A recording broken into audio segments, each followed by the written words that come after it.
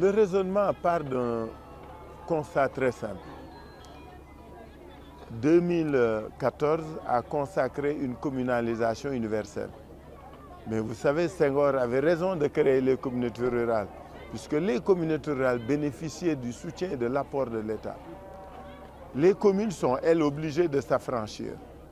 Mais surtout, ce qui est dangereux, c'est qu'on a une infantilisation des collectivités locales par leur appauvrissement. Qu'est-ce que ça veut dire? Que les communes n'ont pas les moyens. C'est l'État central, par divers intervenants, PACASEN, tout ce qu'on a, qui vient travailler à la place des communes.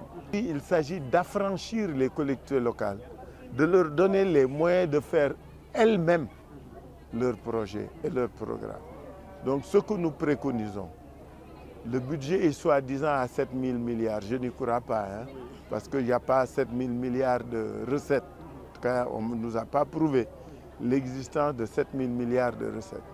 Mais quel que soit le montant du budget, il s'agira, en révisant les textes, en reprenant un certain nombre de dispositions, de faire en sorte que les collectivités locales accèdent à ce montant-là du BCI, 1 milliard. Ce n'est pas beaucoup. Sur 7 000 milliards, ce n'est même pas 10%. 1 milliard, après que les collectivités locales aient proposé des projets, des programmes, après qu'on ait réformer tout le processus des marchés pour que ces communes puissent par elles-mêmes conduire leurs projets. Elles auront identifié leurs besoins, elles auront déterminé leurs priorités, elles auront, puisque les procédures seront allégées, on lancerait les marchés, on leur permettrait donc la DCMP, la RMP, tout ça devrait être décentralisé.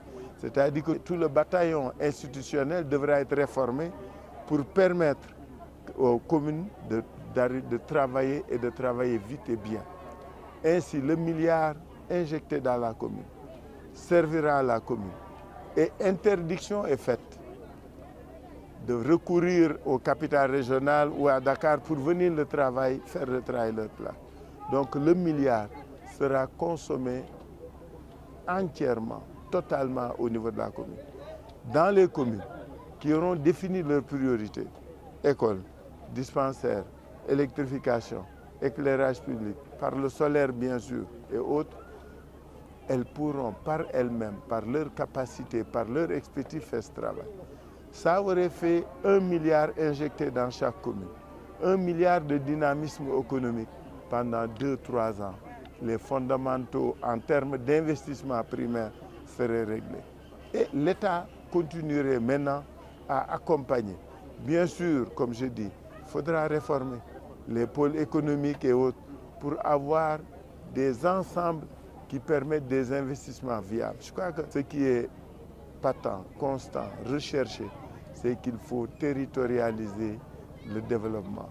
Il faut localiser le développement.